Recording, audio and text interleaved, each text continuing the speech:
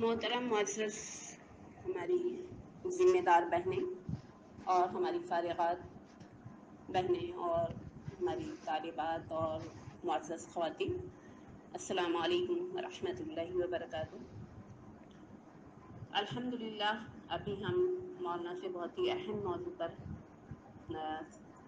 بہت سی باتیں سماعت کر رہے تھے۔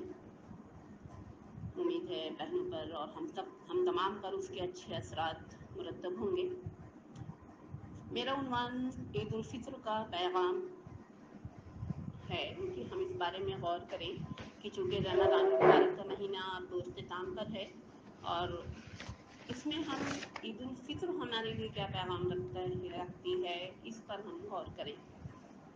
میری بہنوں، عید کا لفظ عادہ یا عودن سے ماخوذ ہے، یعنی بار بار پلٹ کر آنا۔ عید کے معنی خوشی کا وہ دن جو بار بار لوٹ کر آتا ہے، اور اس میں فطر کے معنی افطار کرنے کے یعنی روزہ اس دن سے ختم ہو جانا، روزوں کا سلسلہ ختم ہو جانا گویا شروع ہو جاتا ہے۔ قرآن میں یہ لفظ ہم کو ملتا ہے، ربنا، جو حضرت عیسیٰ علیہ السلام کے سلسلے میں ہے کہ ربنا انزل علینا مائدۃ من السماء تکون لنا عیدا لاولنا وآخرنا وآیۃ منک وارزقنا وانت خیر الرازقین۔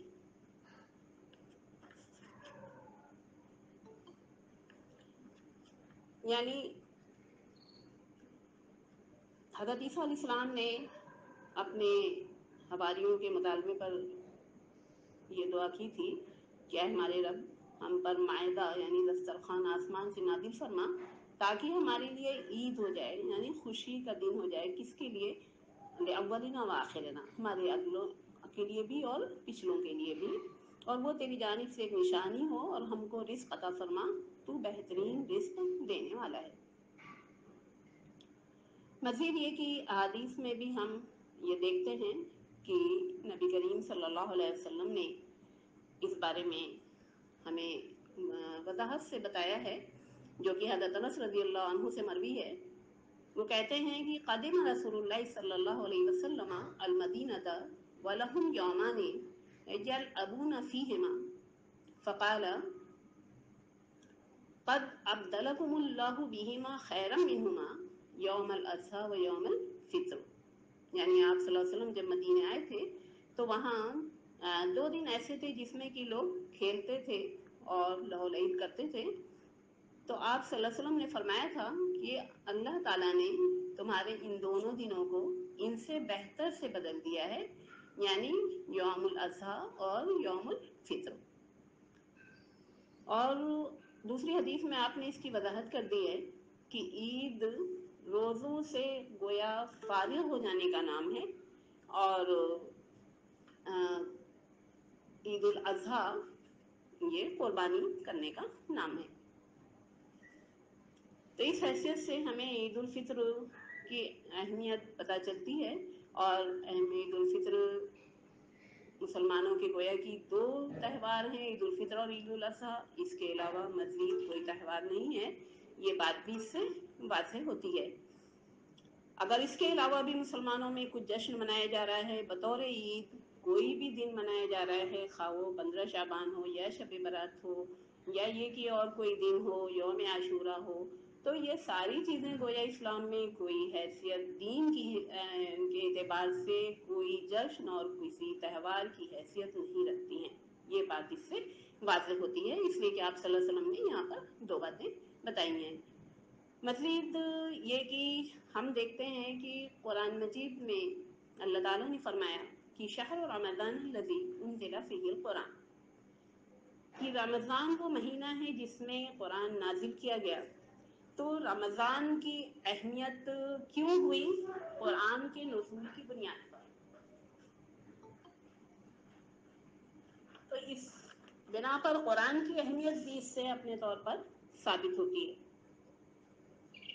اور ہم یہ جانتے ہیں کہ روزوں کی فرضیت کے ذریعے سے گویا اللہ تبارک و تعالیٰ نے قرآن مجید کو،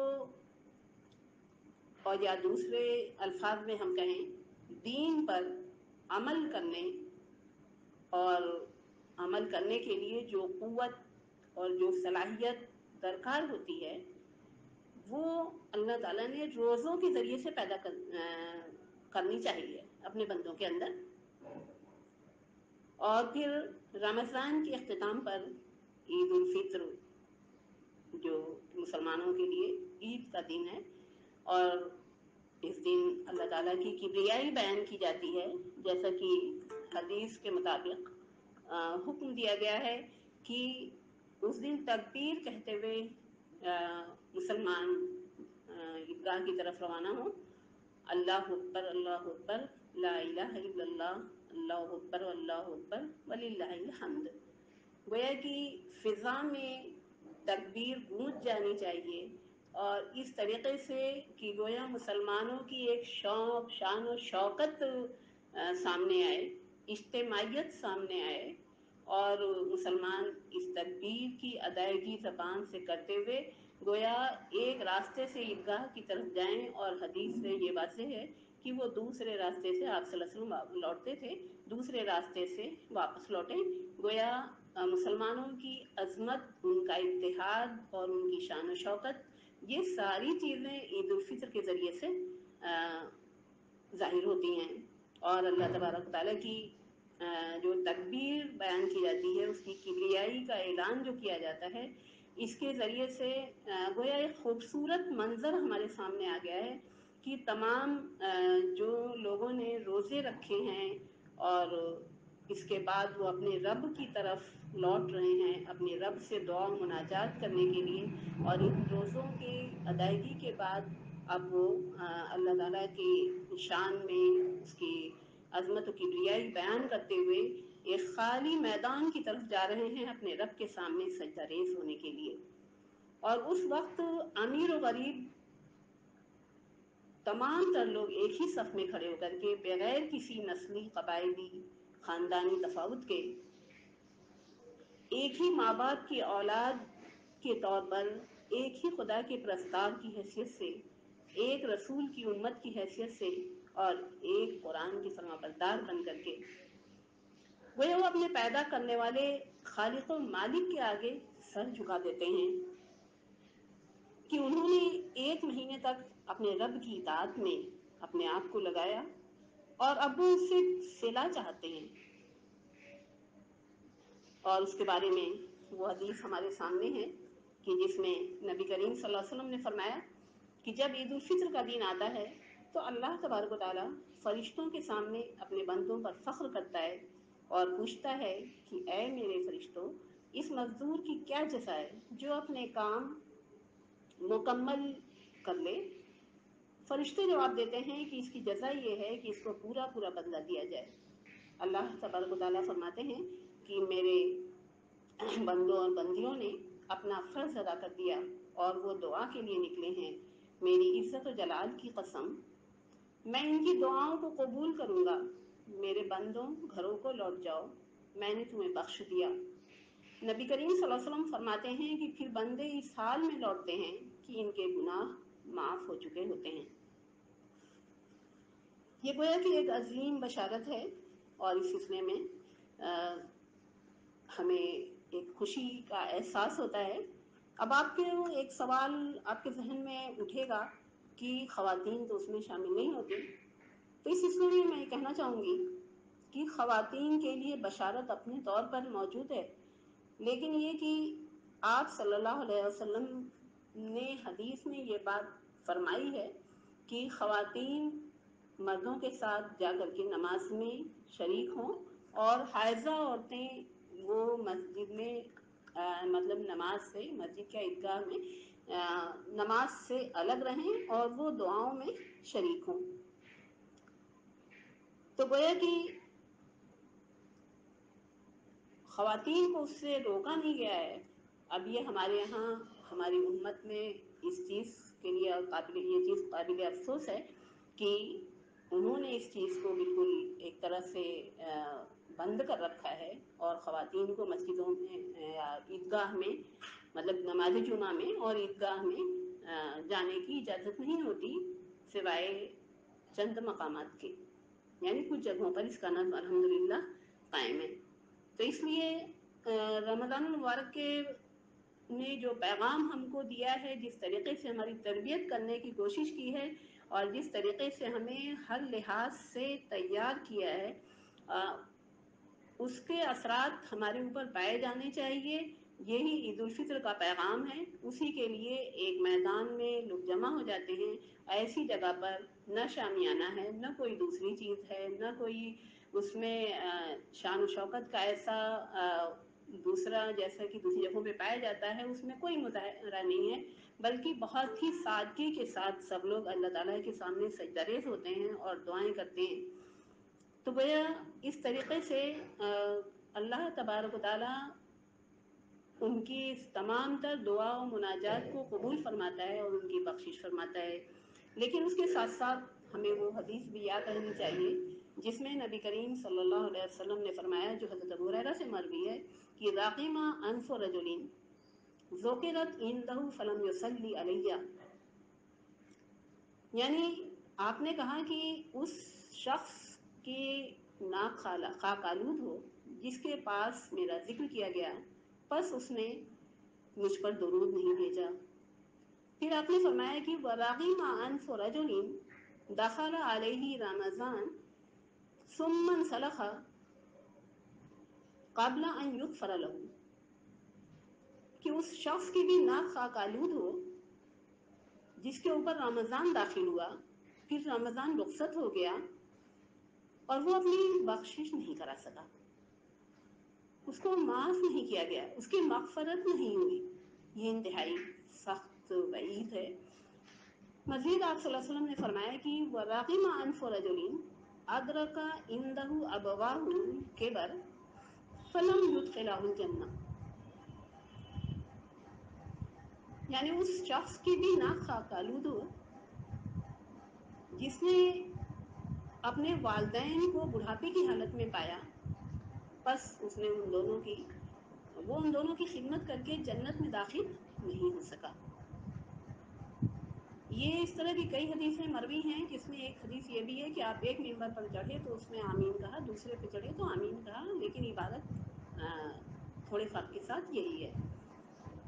یہاں پر جو بات آپ صلی اللہ علیہ وسلم کہہ رہے ہیں رغیم انف رجل، اس شخص کی ناک خاک آلود ہو، اس کا مطلب یہ ہے کہ خوابہ خسرہ، کہ وہ شخص ناکام ہو گیا، وہ شخص خسارے میں رہا، ذلہ، وہ شخص ذلیل ہوا، وہ شخص عاجز و درمادہ ہوا، اس کی ناک گویا مٹی سے رگڑ گئی۔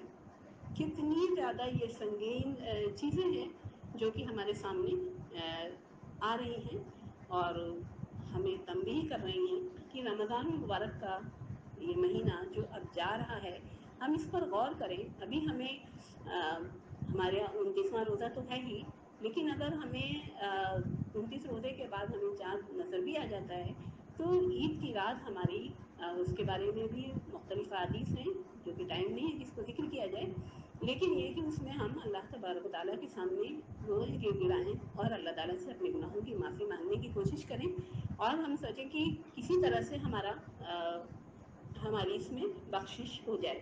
لیکن صرف میری بہنوں، میں پہلے بھی کہہ چکی ہوں اور آج بھی کہوں گی کہ صرف بخشش ہو جانا ہمارے لیے کافی نہیں ہے، بلکہ یہ کہ اس کے بعد گناہوں کا نہ کرنا، یہ چیز بھی ہے ہمارے سامنے رہنی چاہیے۔ لہذا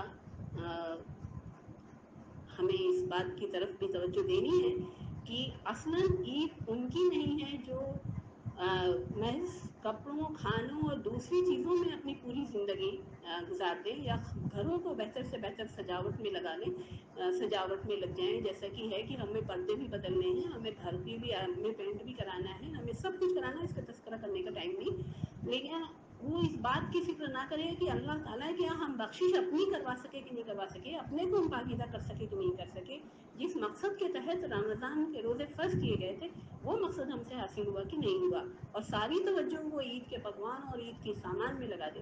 لازماً عید خوشی کا موقع ہے اور لازماً ہم کو خوشی منانی ہے، لیکن یہ کہ ہمیں یہ دھیان دینا چاہیے کہ حقیقتاً عید ان کی ہے جو اللہ تعالیٰ کی وعید سے ڈرے اپنے کو سدھار لے. عید انہی لوگوں کی ہے جنہوں نے گناہوں سے توبہ کی اور سچی توبہ کی کہ دوبارہ وہ گناہوں کی طرف راغب نہ ہو، اور پھر یہ کہ وہ اپنی توبہ پر قائم رہیں. عید ان کی ہے جنہوں نے نیک بننے اور نیک اور خوش بخت لوگوں میں شامل ہونے کے لیے کوششیں کی. عید ان لوگوں کی ہے جنہوں نے تقویٰ اور پرہیزگاری کی زندگی آئندہ کے لیے بھی اختیار کر لی. صرف رمضان کے لیے نہیں، ہمارا جو مشاہدہ ہے وہ ہم یہ دیکھتے ہیں کہ عید کی کا چاند نظر آنے کے بعد سے ہی گھروں کے ماحول بدل جا رہے ہیں اور ہر طرح کی وہ چیزیں، وہ غلط افعال و اعمال انجام پا رہے ہیں جس کی شریعت اجازت نہیں دیتی. اور باقی عبادت مسجدیں ویران ہونا، عبادتوں سے غافل ہو جانا، مطلب متعدد چیزیں ہیں جس کو بیان کرنے کی ضرورت نہیں، بلکہ ہماری بہنیں خود اس کا مشاہدہ کرتی ہیں. تو ہمیں یہ دھیان رکھنا ہے کہ ہمیں تقویٰ اور پرہیزگاری کی زندگی آئندہ بھی اختیار کرنی ہے. عید انہی لوگوں کی اصلاً ہے جنہوں نے گناہوں سے ہمیشہ کے لیے توبہ کی. عید انہی لوگوں کی ہے جنہوں نے پلصراط سے گزرنے کو اپنے لیے آسان بنا لیا، جو کہ انتہائی سنگین، جس کا نقشہ حدیث میں کھینچا گیا ہے. عید ان کی ہے جنہوں نے باب الریان کا داخلہ اور جنت الفردوس حاصل کرنے کے لیے اپنے آپ کو تیار کر لیا. اللہ تعالیٰ ہم اس کی توفیق عطا فرمائے. تو میری بہنوں، عید الفطر کا پیغام ہے خیر سگالی اور محبت کا، کہ ہم آئندہ بھی، جو رمضان میں ہم کو کہا گیا تھا، تو ہم آئندہ بھی اس کا پاس و لحاظ رکھیں. عید الفطر کا پیغام ہے اعلیٰ اخلاق و کردار اختیار کرنے کا، کہ رمضان میں ہم نے اگر جھوٹ، غیبت، چغلی، لڑائی جھگڑے اور کینہ اور بغض اور دوسری تمام تر برائیوں سے اپنے سینوں کو پاک صاف کیا ہے، تو ہم آئندہ بھی اعلیٰ اخلاق و کردار کو اختیار کریں. عید الفطر کا پیغام ہے امن و امان قائم کرنے کا، اور یہ امن و امان ضروری نہیں کہ معاشرے اور ملک میں ہو، بلکہ امن و امان ہمارے گھروں میں پہلے ہو، ہمارے محلے میں پہلے ہو، ہمارے خاندان میں پہلے ہو، اور اس کے آگے بڑھ کر کے ہم جہاں تک کر سکتے ہیں وہاں ضرورت ہے کہ امن و امان قائم کیا جائے. عید الفطر کا پیغام ہے عدل و انصاف کے قیام کا. عدل و انصاف ہم اپنے گھروں میں قائم کریں اور ہر ایک کو اس کا حق ادا کریں. حقوق کی ادائیگی کرنا ہمارے لیے لازم ہے. عید الفطر کا پیغام ہے سچی محبت کرنے کا، یعنی یہ کہ کس سے سچی محبت؟ اللہ تبارک و تعالیٰ سے. عید الفطر کا پیغام ہے صبر و برداشت کا. رمضان میں ہم نے پیاسے بھوکے رہ کر کے جو جائز چیزوں سے رک کر کے باز آ کر کے صبر و برداشت کی روش اختیار کی ہے، تو یہ صبر و برداشت ہم ہمیشہ آئندہ بھی دوسروں کے معاملے میں اس کو اختیار کیے رہیں، اور حتی الامکان اپنے آپ کو ناراضگی اور غصے سے لبریز نہ ہونے دیں. جیسا کہ یہ مشاہدے میں آتا ہے کہ بہت معمولی باتوں پر کبھی کبھی بہت شدید اختلاف ہو جایا کرتے ہیں. تو عید الفطر کا پیغام ہے صبر و برداشت کی جو عادت ڈالی گئی ہے وہ ہمارے اندر پروان چڑھے. عفو درگزر کی روش ہم اختیار کریں، یعنی یہ کہ بہت سی چیزیں دوسروں سے شاخ گزرتی ہیں، تو ایسی صورت میں ہمیں عفو درگزر کا سہارا لینا ہے. عید الفطر کا پیغام ہے کہ ہم منہیات سے بچنے کی کوشش کریں، یعنی جو ادنا درجے کی بھی برائیاں ہیں جن سے اللہ تعالیٰ نے منع فرمایا ہے، ہم اس سے اپنے آپ کو روکنے کی کوشش کریں. عید الفطر کا پیغام ہے کہ کما حق جملہ فرائض اور اللہ تعالیٰ کے احکام کی پابندی اختیار کی جائے. اس پر ہماری مکمل توجہ ہونی چاہیے، اور ہم اپنے گھروں کا، اپنے بچوں کا، اپنے رشتہ داروں کا، سب کا یہ جائزہ لیتے رہیں اور نہایت حکمت اور ہمدردی اور محبت کے ساتھ ان کو اس بات کی طرف توجہ دلائیں کہ رمضان میں ہم نے ان چیزوں کو چھوڑے رکھا تھا، تو آج بھی ہم کو ان برائیوں کو چھوڑنا ہے اور احکام اللہ کی پابندی کرنی ہے. وہ احکام اللہ صرف رمضان کے لیے نہیں تھے. تو میرے بہنوں، عید الفطر کا پیغام یہ ساری چیزیں ہیں، جو چیزیں ہم کو رمضان میں جس کی پریکٹس کرائی گئی، جس کی ہمیں ٹریننگ دی گئی، ان ساروں پر عمل آوری کا گویا عید الفطر کا پیغام ہے. کلی زندگی میں ہم اللہ تبارک و تعالیٰ کی اطاعت و فرمانبرداری کو اختیار کر لیں. میرا ٹائم ختم ہو چکا ہے. میں یہ کہنا چاہوں گی کہ ان سارے پیغامات کو جو عید الفطر ہم کو دے رہی ہے، ان کو روح بعمل لانے کے لیے ہمارے لیے لازم ہے کہ ہم اپنے نفس کو قابو میں رکھیں اور اپنے نفس کا تزکیہ کریں. تزکیہ کا مطلب اپنے خیالات کو پاکیزہ بنائیں، اپنے جذبات اور اپنے احساسات کو پاکیزہ بنائیں، اپنے الفاظ کو، اپنے بول چال کو پاکیزہ بنائیں، اپنی زندگی کو، اپنے اعمال کو پاکیزہ بنائیں. تو تبھی ہمارے لیے یہ سارے پیغام پر عمل آوری ممکن ہو سکتی ہے. کہا گیا ہے کہ لا خیر بخیر بعدہ النار ولا شر بشر بعدہ الجنہ. وہ خیر خیر نہیں ہے جس کے بعد جہنم ہو، اور وہ شر شر نہیں ہے جس کے بعد جنت مل جائے. تو گویا کہ اس سلسلے میں بہت کچھ اپنے اوپر برداشت کرنا پڑے گا، اپنے نفس کو قابو میں کرنا پڑے گا. لیکن یہ کہ ولا شر بشر بعد الجنہ، کہ وہ شر شر نہیں ہے، وہ تکلیف تکلیف نہیں ہے، وہ پریشانی پریشانی نہیں ہے، وہ مصیبت مصیبت نہیں ہے جس کے بعد ہمیں جنت مل سکتی ہے انشاءاللہ العزیز. حدیث الکیس من دان نفسہ وعمل لما بعد الموت والعاجز من تتبع نفسہ ہواها وتمنى علی اللہ الامانی. یہ بھی ہمیں پیش نظر رکھنی چاہیے کہ سمجھدار انسان وہ ہے جو آخرت کے لیے عمل کرے، جو اپنے نفس کو اس بات پر آمادہ رکھے کہ وہ آخرت میں کامیاب و کامران ہو جائے گا انشاءاللہ العزیز. اور وہ شخص سمجھدار نہیں ہے بلکہ عاجز و درمادہ ہے، جو کہ بس اپنی خواہشات کے پیچھے چلتا رہے اور جو مرضی ہو اس کو اختیار کرے، اللہ کی رضا اس کی خوشنودی کو نہ دیکھے. میں انہی باتوں پر اپنی بات ختم کرتی ہوں، اس دعا کے ساتھ کہ اللہ تبارک و تعالی ہمیں نیکی اور راستے پر چلنے کی توفیق عطا فرمائے، ہمارا خاتمہ ایمان پر کرے، ہمیں آخرت میں کامیابی عطا فرمائے. ہم تمام کو، مجھے اور آپ تمام کو اور تمام تر امت مسلمہ کے افراد کو نیک روی اور راست روی پر گامزن کر دے اور جنت الفردوس میں اعلیٰ مقام عطا فرمائے. وآخر دعوانا ان الحمد للہ رب العالمین. والسلام علیکم.